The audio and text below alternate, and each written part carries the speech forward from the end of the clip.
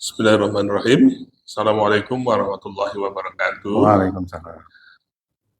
Pak Damingun, boleh saya panggil Pak Dami ya? Ya, Baik. Pak Dami, ini kan momentum kita pekan pertama dari bulan Muharram ya, ya, tahun baru Islam betul. 1448 Hijriah. Kita ucapin jazakallah khair pada semua umat Islam.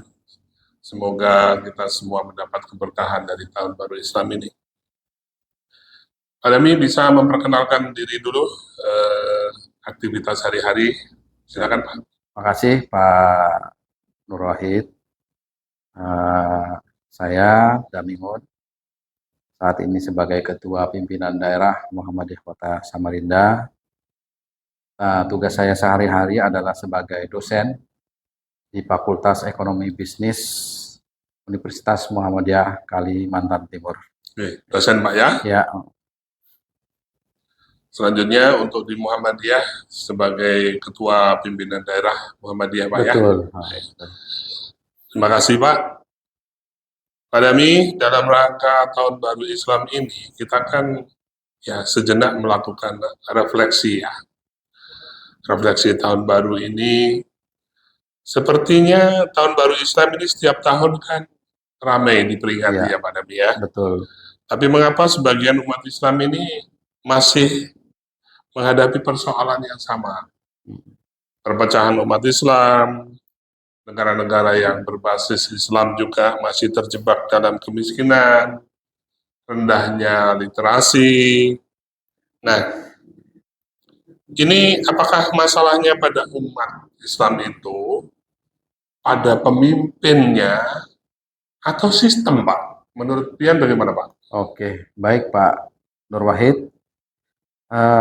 Pertanyaan yang sangat mendalam ya, dan juga perlu kita renungkan bahwa Pak Wahid, masalahnya ini bukan hanya pada umat, ya, bukan hanya pada pemimpin, ya, bukan pada hanya sistem gerakan Islam secara terpisah, ya, tetapi ini merupakan akumulasi kelemahan dari ketiganya, ya, dari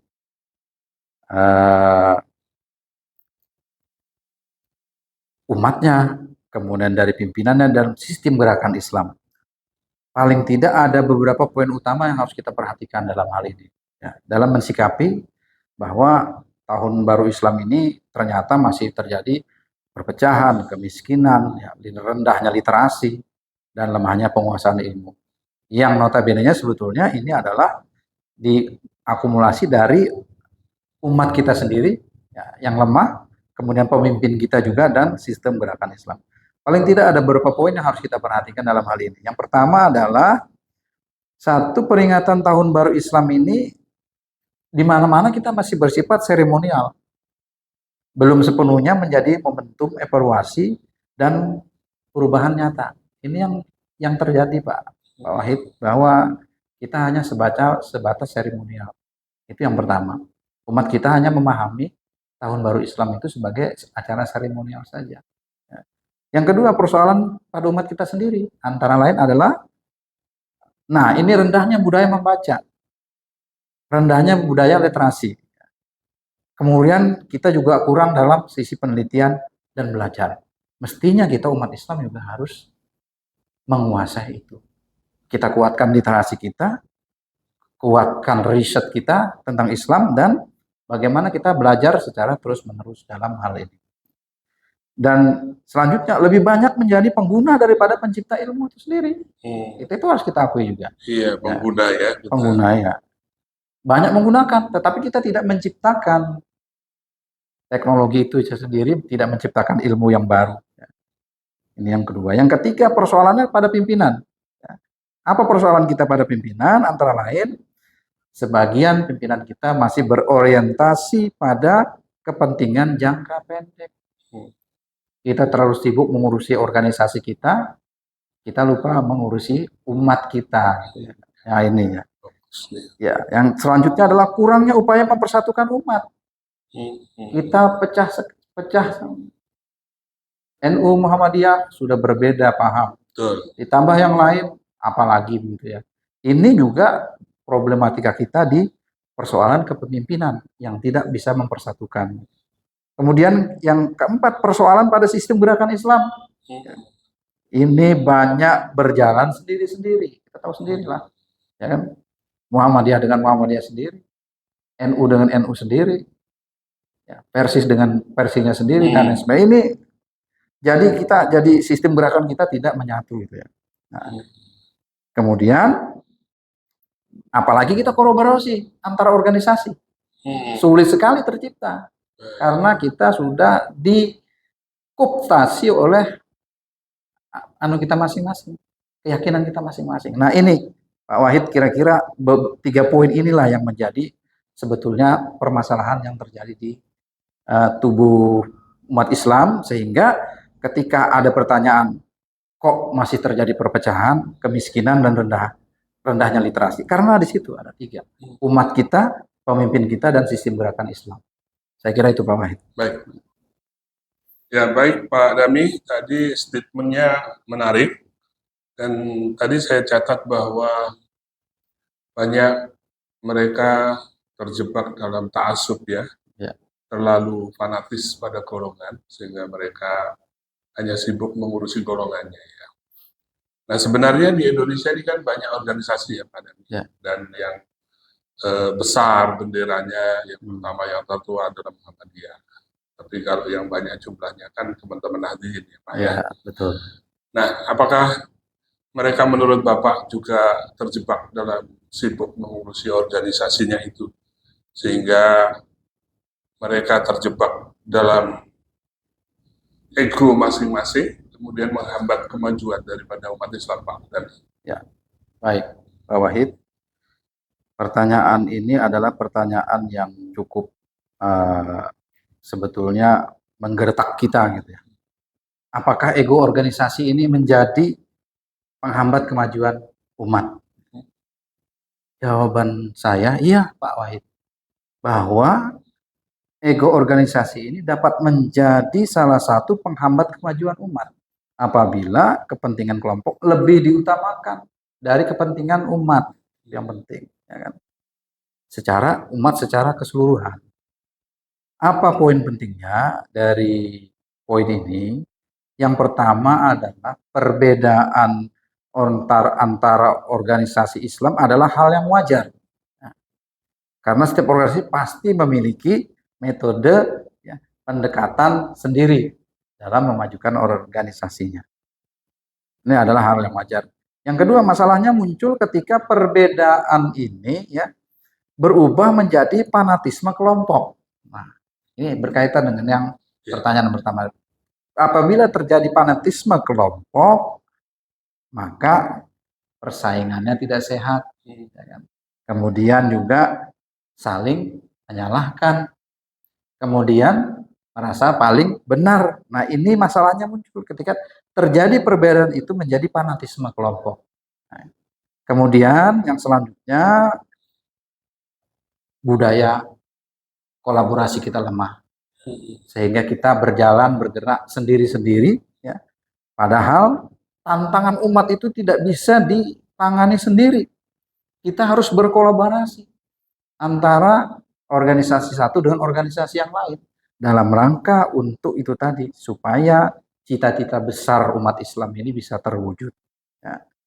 Nah, selanjutnya ketika kita egosentris, maka energi umat ini sering habis pada perdebatan masalah-masalah internal saja. Ini yang menjadi permasalahan, sehingga Pak Wahid dapat kita ambil sebuah kesimpulan untuk poin kedua ini, bahwa organisasi Islam bukanlah masalah, ya, melainkan aset umat sebetulnya. Tetapi yang menjadi masalah adalah ketika ego organisasi mengalahkan semangat persatuan dan kepentingan bersama. Ini yang penting sebetulnya harus kita redam. Ya. Ego ini jangan sampai menjadi ego sentris yang mengalahkan semangat persatuan dan kepentingan bersama, kepentingan umat Islam. Saya kira itu Pak Wahid jawaban saya. Baik ya, menarik tadi ya, mengalahkan kepentingan yang lebih besar ya, ego, golongan, fanatisme golongan ini. Nah, Pak Dami, kita sedikit beralih ke sejarah nih ya. Tentang tahun Hijriah ini kan sebenarnya diambil dari sejarah hijrahnya Nabi. Betul. Nah, hijrah ini kan sebenarnya kalau kita lihat sejarah itu kan ketika Islam dalam keadaan yang ditekan sehingga tidak memiliki ruang untuk berdaya, kemudian pindah ke Madinah dari Mekah dalam upaya untuk supaya meningkat gitu kan. Lebih berdaya, lebih maju, bisa bebas untuk berdakwah. Nah, sering peristiwa mengulang atau seremoni tentang tahun Hijriah ini kan sering berhenti pada seremoni semata. Ya. Padahal perubahan daripada dunia itu kan dinantikan oleh umat. Baik gerakan perubahan ekonomi, Iya, hukum, betul, sosial, betul. politik, pendidikan, bahkan sampai bagaimana Islam ini mengantarkan pada peradaban dunia yang lebih maju dan diberkahi begitu. Bagaimana menurut Bapak Oke. perubahan dari momentum Hijriah ini? Baik Pak Wahid, ini adalah suatu hal yang juga menjadi catatan bagi kita. Ya. Bahwa konsep hijrah itu sering berhenti pada sebagai seremonial tahunan saja. Karena apa? Karena sebagian umat masih memaknai sebagai peringatan sejarah. Yang Pak Wahid tadi katakan, bukan sebagai gerakan perubahan peradaban. Nah, ini yang penting adalah bagaimana momen dari hijrah ini, sejarahnya, dijadikan sebagai momen perubahan peradaban. Apa yang bisa kita gali dari poin ini Pak Wahid, bahwa hijrah itu lebih dipahami sebagai simbol daripada strategi perubahan nyata. Ini yang sering terjadi di umat kita. Yang saya katakan di awal tadi, hanya sebatas seremonial, tetapi tidak didalami bahwa makna hijrah itu lebih luas. Nah, itu yang pertama. Yang kedua, agama kita ini sering dipisahkan dari pembangunan peradaban. Itu juga kelemahan dari umat kita. Karena memang umat kita kurang dari literasinya gitu ya. Sehingga padahal di atas kertas Islam itu mencakup aspek sosial, Pak Wahid, kemudian aspek ekonomi, pendidikan dan kemajuan umat sangat luas. Tetapi sayang seribu kali sayang, memang hijrah ini masih dimaknai sebagai simbol daripada perubahan seremonial Beraka tanpa strategi perubahan yang nyata. Yang ketiga, budaya ilmu pengetahuan belum menjadi prioritas. Nah, sehingga dari tahun ke tahun hanya seremonial, maka budaya ilmu pengetahuan ini belum menjadi prioritas. Seperti kita kurang literasi, Pak Wahid, umat kita ya kan. Kita kurang meneliti, ya. Kita kurang berinovasi umat Islam ini, dan juga kurang menghasilkan karya-karya. Nah, ini jadi dapat kita ambil sebuah kesimpulan bahwa ketika Rasulullah waktu hijrah, wujud nyatanya apa Pak Wahid? Hijrah dari kebodohan menuju ilmu, ya kan? Dari kemiskinan menuju kemandirian ekonomi. Nah, itu kita tidak dalami ke situ. Kemudian dari perpecahan menuju persatuan. Itulah makna hijrah dari ketergantungan menjadi kemandirian, dan juga dari budaya konsumtif menjadi budaya produktif, sehingga ini betul-betul kita maknai bahwa hijrah itu adalah sebetulnya maknanya peradaban kita di berbagai kehidupan. Sehingga hijrah yang sesungguhnya Pak Wahid bukan sekedar memperingati perpindahan Nabi Muhammad dari Makkah ke Madinah, ya, tetapi menjadi semangat hijrah sebagai gerakan nyata untuk membangun ilmu, ekonomi, gitu ya, pendidikan, teknologi, dan peradaban umat. Ini sebetulnya harus kita berikan pemahaman kepada umat Islam ketika kita masuk pada bulan Muharram, ya, bulan tahun barunya umat Islam. Saya kira itu Pak Wahid. Baik, tadi menarik bahwa Islam ini sejarah tentang perpindahan itu kan statement Bapak tadi dari kebodohan kepada ilmu ya. Iya, betul. Baik Pak, ini menarik. Saya ingin bertanya lebih dalam tentang ini. Bagaimana ini secara sejarah ini kemudian dikaitkan dengan membangun paradigma perubahan masyarakat Islam, Pak? Menurut Bapak? Oke, baik Pak Wahid. Nah, secara sejarah, bila kita memaknai tahun baru Hijriah, ya, maka sebetulnya tahun baru Hijriah ini, ya, ini penanda dimulainya kalender Islam, ya, yang didasarkan pada peristiwa hijrahnya Nabi dari Mekah ke Madinah pada tahun 622 Masehi. Nah, peristiwa ini Pak Wahid sebetulnya dipilih. Peristiwa ini dipilih bukan karena kelahiran atau wafatnya Nabi kita, ya, melainkan karena hijrahnya itu, ya, menjadi titik awal, ya, titik awal nih lahirnya peradaban Islam yang mandiri. Perpindahan Nabi itu kemudian juga terorganisasi dan berpengaruh bagi kehidupan umat. Jadi secara geografis hijrah itu bukan hanya perpindahan dari satu tempat ke tempat lain, ya, tetapi merupakan transformasi besar dalam membangun masyarakat Islam yang beradab. Itu Pak Wahid intinya. Jadi sebetulnya paradigma perubahan yang dibangun melalui peristiwa hijrah ini, ya, antara lain ini satu, mengubah kondisi keterpurukan menjadi kebangkitan. Itu yang penting. Yang kedua, mengubah dakwah yang bersifat individual menjadi pembangunan peradaban. Ya, tentu itu harus kita lakukan. Yang ketiga, membangun persatuan di tengah keberagaman. Ini yang saya katakan tadi, ada terkait bahwa kita terlalu mementingkan egosentris kita, organisasi kita, dan ini juga mengakibatkan lemahnya persatuan dan kesatuan.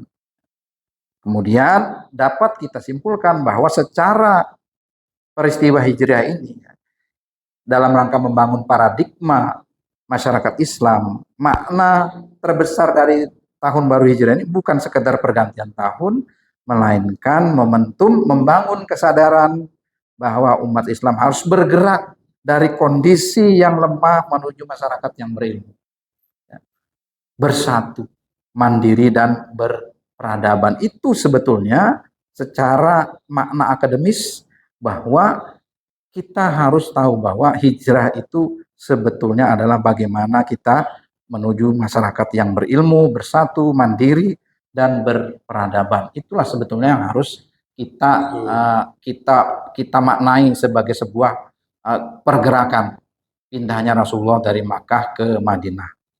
Itu, Pak. Wah, menarik sekali ya. Ya. Berilmu, bersatu, mandiri, berperadaban. Betul. Wah, luar biasa. Nah, Pak, sejarah umat Islam ini telah diwarnai dengan masa keemasan sekaligus masa kemundurannya. Ya.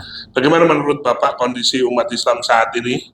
Jika ditinjau dari perspektif itu, apakah sedang mengalami kemunduran, kebangkitan, atau masih dalam proses transisi? Oke, Pak Wahid. Sebetulnya kalau kita melihat dari masalah perspektif sejarah, ya, umat Islam saat ini tidak sepenuhnya berada dalam fase kemunduran, ya, gitu ya. Tetapi juga belum dapat dikatakan telah mengalami kebangkitan. Jadi umat Islam ini sedang berada fase transisi, gitu ya, menuju ke peradaban baru yang penuh tantangan sekaligus banyak di situ peluang-peluang yang bisa kita manfaatkan. Nah, sejarah menunjukkan bahwa peradaban Islam ini pernah menjadi pusat ilmu pengetahuan, Pak Wahid. Sebelumnya dulu Islam ini jaya dari sisi pengetahuan. Banyak tokoh-tokoh, ya, matematik, tokoh-tokoh sejarah itu adalah dari umat Islam. Sejarah kemudian di bidang ekonomi gitu juga.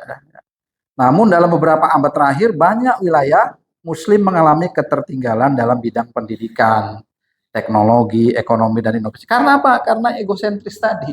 Masing-masing mempertahankan keyakinannya. Jadi kita tidak bisa bersatu.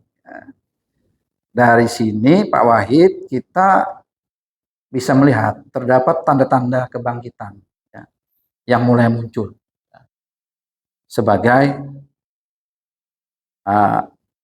angin segar lah, ya kan, angin segar bagi umat Islam di berbagai sektor. Misalnya yang pertama, masih ada tanda-tanda kemunduran, walaupun itu kemundurannya tidak terlalu. Kemudian mulai muncul tanda-tanda kebangkitan, Pak Wahid. Apa ditandai dengan apa? Meningkatnya kesadaran akan pentingnya pendidikan dan teknologi. Kita tidak bisa membayangkan sebagai sebuah contoh bagaimana Iran itu ternyata setelah saya membaca literatur Pak Wahid,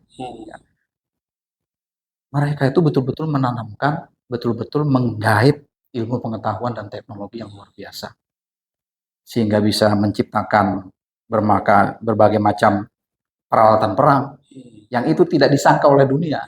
Sebetulnya sejujurnya, kalau kita mau jujur, kita harus belajar untuk bangkit, Pak Wahid. Ilmu pengetahuan kita dari Iran. Ya. Nah itu. Yang kedua, berkembangnya ekonomi syariah. Nah ini Pak Wahid sudah luar biasa ya, ekonomi syariah ini, ya, industri halal, ya kan, kewirausahaan yang berbasiskan Islam ini sudah muncul. Tanda-tanda itu. Nah ini yang kita senang adalah tumbuhnya generasi muda Muslim yang inovatif dan berdaya saing lokal. Itu yang juga menjadikan kita sedikit bergembira bahwa di mana-mana di daerah-daerah umat generasi muda Islam ini memunculkan ide-ide inovatif dan mampu berdaya saing walaupun masih secara lokal. Nah, kemudian dari sisi kualitas ya, itu kita sudah mulai luar biasa ya. Kualitas itu lebih dipentingkan daripada kuantitas. Ya. Contohnya kekuatan umat Islam ditentukan oleh ilmu pengetahuan. Nah, produktivitasnya juga sudah ditingkatkan, persatuan, integritas, dan inovasi juga sudah dipacu dari berbagai sektor. Sehingga Pak Wahid, kebangkitan ini tidak cukup hanya bernostalgia saja dengan sejarahnya Rasulullah, ya kan?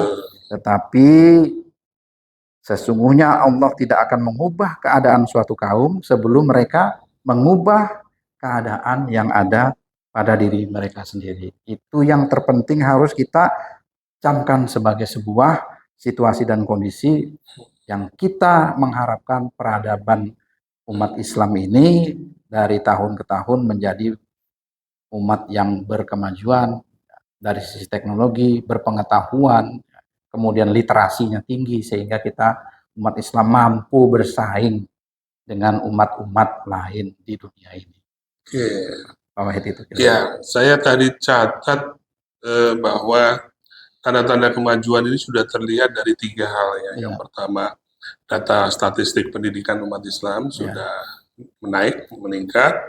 Kemudian tumbuhnya ekonomi syariah dan minat umat Islam terhadap bank-bank syariah juga tinggi, termasuk produk halal. Dan yang ketiga adalah daya saing anak muda kita di tingkat global juga sudah meningkat. Nah, peran organisasi Muhammadiyah yang Bapak pimpin dan organisasi lain, bagaimana Pak dalam menjawab tantangan zaman tentang pendidikan, kesehatan, ekonomi, dakwah, sekaligus meningkatkan pemberdayaan umat Islam dari sisi berbagai hal? Baik Pak Wahid, ini peran organisasi kita ini sangat penting, sangat strategis ya. Dan juga organisasi yang lainnya itu sangat strategis ya. Kita ini punya peran strategis untuk menggerakkan perubahan, ya. Agent of change, memberdayakan umat, ya. Dan pembangunan peradaban ya, zaman. Ini 3 hal yang mesti dipegang oleh kita sebagai organisasi, terutama kita organisasi Muhammadiyah. Apa peran strategisnya Pak Wahid? Ya, kita tahu sendiri Muhammadiyah di bidang pendidikan sudah luar biasa ya, jangan dipertanyakan lagi. Ya. Tinggal kita meningkatkan kualitas, ya. Meningkatkan literasi, meningkatkan riset dan penguasaan teknologi itu yang paling penting. Ya. Kemudian bagaimana kita bisa mencetak generasi yang unggul, berakhlak dan berdaya saing. Itu. Kadang-kadang kita punya generasi muda yang berdaya saing, Pak Wahid, tetapi dari sisi akhlak dia tidak unggul. Itu masalahnya. Jadilah daya saing itu yang kadang-kadang diselewengkan ke sana kemari. Yang kedua, strategis kita adalah di bidang kesehatan. Organisasi seperti Muhammadiyah. Sudahlah kita bagaimana meningkatkan kesehatan masyarakat. Bagaimana meningkatkan edukasi hidup sehat. Ya, itu sudah dilakukan oleh Muhammadiyah. 3, bidang ekonomi. Kita sekarang gencar mendorong kemandirian ekonomi umat. Kita sudah luar biasa untuk masalah ini. Kita sudah membangun atau mendirikan perbankan, contoh Muhammadiyah. Sekarang kita membangun perusahaan infus yang luar biasa, ini bidang kesehatan, bidang ekonomi. Nah, penting adalah bidang dakwah. Bagaimana kita mengembangkan dakwah yang moderat. Saya katakan tadi, jangan kita terpaku kepada harus begini, harus begitu, harus begini, harus begitu. Inklusif harus. Dan berbasis teknologi digital, itu yang paling penting. Oleh karena itu Muhammadiyah sekarang ada lembaga dakwah khusus yang dakwah-dakwahnya meretas atau mengambil bagian di era digitalisasi. Nah, yang penting Pak Wahid, tantangan yang harus dijawab dalam peran strategis organisasi Muhammadiyah ini atau organisasi Islam yang lain, bahwa perkembangan teknologi dan kecerdasan buatan itu luar biasa masif. Ini juga harus kita perhatikan. Kita juga harus sebagai organisasi bisa memfollow up itu sebagai sebuah kekuatan buat kita. Ya kan? Yang kedua, persaingan global dan perubahan sosial. Ya, kita sudah tidak bisa lagi membendung itu. Ya. Dan yang selanjutnya adalah rendahnya literasi dan maraknya disinformasi. Ini juga tantangan bagi Muhammadiyah. Ya.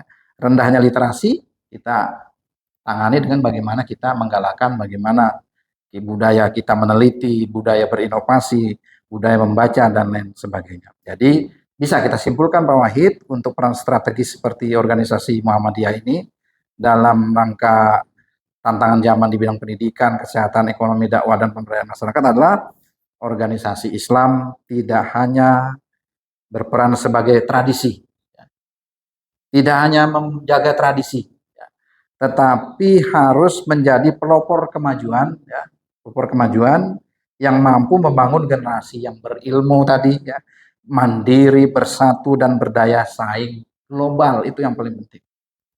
Baik Pak Dami,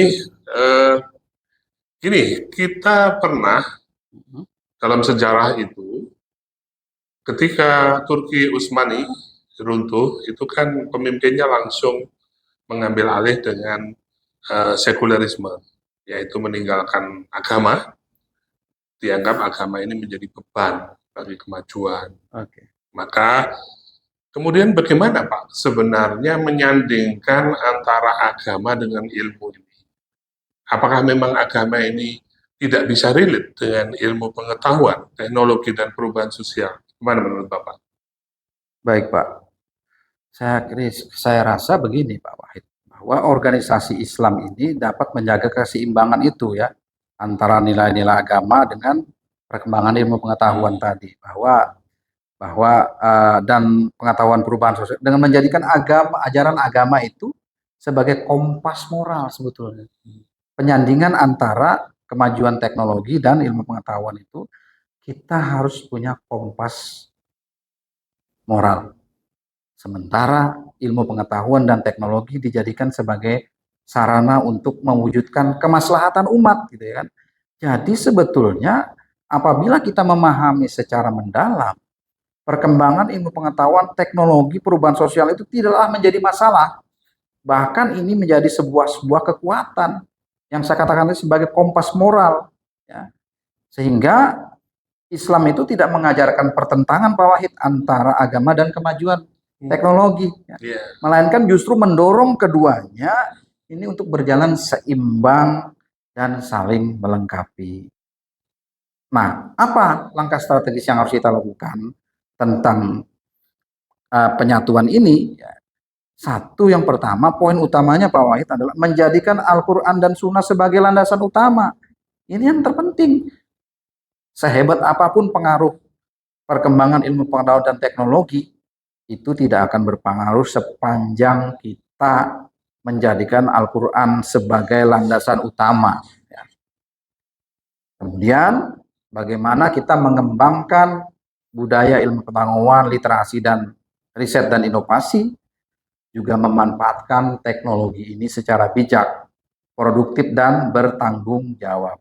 Jadi, dari pertanyaan itu Pak Wahid, dapat kita ambil sebuah gambaran bahwa organisasi Islam itu sebetulnya harus mampu memadukan nilai-nilai agama dengan kemajuan ilmu pengetahuan dan teknologi. Agama menjadikan arah dan fondasi moral, sedangkan iptek, ilmu pengetahuan teknologi, menjadi alat untuk membangun kemajuan dan kemaslahatan umat. Sebetulnya ini sejalan, Pak. Sejalan. Tetapi banyak orang yang tidak bisa memaknai itu. Saya rasa itu, Pak Wahid. Ya, dan saya lihat dakwah Muhammadiyah salah satunya juga berusaha menyandingkan antara purifikasi dengan berkemajuan ya. Iya, betul. Berarti menyandingkan antara Al-Quran dan Sunnah dengan kemajuan masyarakat modern. Masyarakat modern, ya betul Pak Wahid. Memang itu salah satu misi Muhammadiyah ya. Ya, betul. Baik Pak. Nah, bagaimana mengukur keberhasilan sebuah gerakan termasuk Muhammadiyah ini Pak? Apakah dilihat dari jumlah anggotanya yang banyak ini kita sudah merasa senang, termasuk teman-teman organisasi lain yang jumlahnya di Indonesia mungkin puluhan juta, ataukah banyaknya amal yang dia lakukan terhadap masyarakat, atau dianggap berhasil dakwah itu jika akhlaknya orang sudah bagus gitu. Ya. Baik, Pak Wahid, kalau kita melihat dari sisi ini, ya, bahwa ukuran keberhasilan itu tidak dapat dilihat hanya dari jumlah anggota, Pak Wahid, dari banyaknya amal usaha. Nah, tetapi yang terpenting adalah bagaimana adanya gerakan Islam ini mampu menghadirkan perubahan nyata dan berkelanjutan terhadap kualitas akhlak kita, kualitas akhlak generasi muda, tentang bagaimana ilmu pengetahuan selanjutnya dan kesejahteraan dan peradaban umat. Jadi jumlah anggota, amal usaha, dan pengaruh sosial memang penting, tetapi semuanya hanya sarana, bukan tujuan akhir.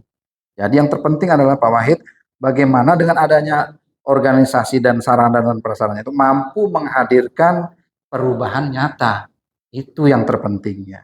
Jadi ukuran keberhasilan itu dapat dilihat dari beberapa aspek Pak Wahid. Pertama dari perubahan akhlak umat. Kira-kira hadirnya Muhammadiyah ini apakah punya prospek untuk membina akhlaknya umat? Itu penting. Kemudian peningkatan kualitas ilmu pengetahuan.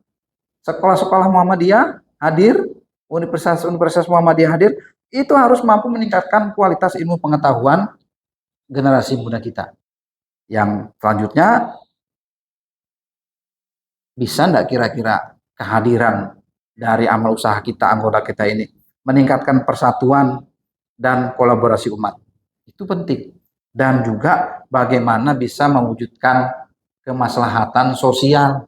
Ini yang penting Pak Wahid, karena apa? Ini adalah menjadi problematika kita bersama, organisasi kita, yang harus kita entaskan dalam rangka kita menjalankan misi dakwah Muhammadiyah itu sendiri. Ya, jadi jumlah anggota, amal usaha, dan pengaruh sosial itu penting, ya, tetapi harus dalam sebuah gerakan Islam yang berhasil itu. Jadi kalau dikatakan bahwa gerakan Islam yang berhasil itu Pak Wahid bukanlah yang paling besar organisasinya, melainkan yang paling besar manfaatnya. Itu yang penting, besar manfaatnya. Itu Pak Wahid kira-kira. Baik, menarik itu, besar manfaatnya ya. Baik, untuk umat pastinya. Ya, betul. Ya, tapi kembali kepada kebiasaan umat kita. Setiap tahun itu kan semangat dalam mengucapkan selamat, semoga menjadi umat yang lebih baik di tahun yang mendatang, gitu ya kan. Ya, tetapi yang berubah kadang hanya kalender di dinding saja, yang kalender baru dengan gambar baru ya. Sementara kebiasaan lama kok masih saja kembali. Kebiasaan tidak berilmu, kebiasaan untuk tidak maju. Nah, apakah umat Islam ini perlu mengupdate aplikasi iman gitu Pak, kalau dalam bahasa HP? Gitu. Ya. Oh ya, saya kira update aplikasi iman ini sangat perlu Pak Wahid. Iya. Ya kan? Artinya apa? Bukan dalam arti kita mengubah ajaran Islam, tetapi memperbarui cara berpikir. Itulah yang dimaksud dengan update aplikasi ilman tadi. Cara berpikir kita, ya. Kemudian memperbaiki kebiasaan, meningkatkan kualitas pemahaman tentang ajaran Islam dan kehidupan sehari-hari. Ini adalah update aplikasi dari update aplikasi iman kita. Masalahnya bukan pada pergantian tahunnya Pak Wahid, ya kan? Tetapi tidak adanya perubahan perilaku yang konsisten umat Islam kita ini. Ya, Itu yang saya Pak Wahid katakan tadi itu, bahwa update aplikasi iman itu penting, penting sekali, ya kan? Iya. Sehingga kita tidak berperilaku yang tidak konsisten. Nah, salah satu kemunduran umat Islam itu adalah tidak konsistennya kita sebagai umat Islam menerapkan ajaran-ajaran Islam yang sudah ditetapkan oleh Al-Quran dan Sunnah yang menjadi pegangan kita bersama. Oleh karena itu Pak Wahid, ada beberapa penyebabnya kenapa kita ini tidak konsisten. Satu, niat menjadi tindakan nyata itu tidak terjadi. Kita hanya berwacana, tidak ada bukti nyata. Kehadiran kita ini adalah memberikan manfaat yang nyata, gitu ya kan. Oleh karena itu kita harus bangun kebiasaan baik yang konsisten. Karena ketika umat Islam itu konsisten, insya Allah kita ini menjadi umat Islam yang selalu update aplikasi ilman kita. Itu yang terpenting saya Pak. Iya, iya. Baik, menarik, semakin ke belakang semakin menarik ini Pak Ketua. Ya. Nah, seandainya hijrah Nabi adalah perpindahan menuju peradaban baru yang tadi sudah kita banyak perbincangkan, maka dalam konteks sekarang apa yang paling perlu dihijrahkan menurut Pak Ketua? Ya. Umat Islam ini hijrah tempatnya, hijrah pikirannya, atau hijrah dari grup WhatsApp yang sepi yang tidak ada komen? Betul. Iya. Satu hal, kalau yang dikatakan Pak Wahid tadi, ya, ini yang kelemahan kita. Seharusnya yang kita hijrahkan itu adalah pola pikir kita Pak Wahid. Ya. Pola pikir kita, hati kita, ya, dan kebiasaan kita. Kebiasaan dari yang jelek, kebiasaan yang baik, itu adalah hijrah hati, hijrah kebiasaan. Ya. Bahkan termasuk kebiasaan kita bermedia sosial. Nah, itu ya. Dan berkomunikasi di grup WhatsApp. Nah, yang harus kita memang betul-betul itu tadi. Saya pikir kata update aplikasi iman ini luar biasa Pak Wahid. Ya, luar biasa, hal yang menarik. Jadi memang kalau kita kaitkan dengan hijrahnya Nabi, maka memang hijrah kita adalah bagaimana pola pikir kita itu harus ditata dengan baik, ya kan? Pola pikir kita adalah pola pikir yang seperti Muhammadiyah adalah Islam berkemajuan, dan juga ini yang harus kita terapkan dalam kita memaknai hijrahnya Nabi kita ini. Ya, jadi hijrah di era modern ini bukan hanya Pak Wahid berpindahan secara geografis dari ke kota A ke kota B gitu ya, tetapi transformasi diri menuju peradaban yang lebih baik. Itu yang saya katakan tadi, bahwa betul-betul kita harus memaknai ini hijrah ini sebagai bagaimana kita pola pikir kita, hati kita, ya, dan perbuatan kita ini betul-betul memang sesuai dengan apa yang dituntunkan oleh Al-Quran dan As-Sunnah. Apa yang perlu kita hijrahkan Pak Wahid? Ini kan yang perlu kita breakdown. Yang pertama adalah hijrah pola pikir. Nah, saya katakan tadi, berpikir dari yang sempit menjadi berpikir maju, visioner. Ini adalah sebuah hijrah pola pikir Pak Wahid. Ya kan? Kemudian menghijrahkan hati. Bagaimana? Kita biasa iri, biasa dengki, egois kita luar biasa. Menuju kepada keikhlasan, ya, persaudaraan, kepedulian. Kemudian hijrah kebiasaan, dari menunda pekerjaan menjadi disiplin. Itu hijrah Pak Wahid. Ya kan? Dari berbicara menjadi banyak berkarya, itu hijrah. Ya kan? Hijrah kebiasaan. Dari menyalahkan ke keadaan menjadi mencari solusi, itu adalah juga hijrah kebiasaan. Dan yang terpenting adalah menghijrahkan orientasi hidup. Apa?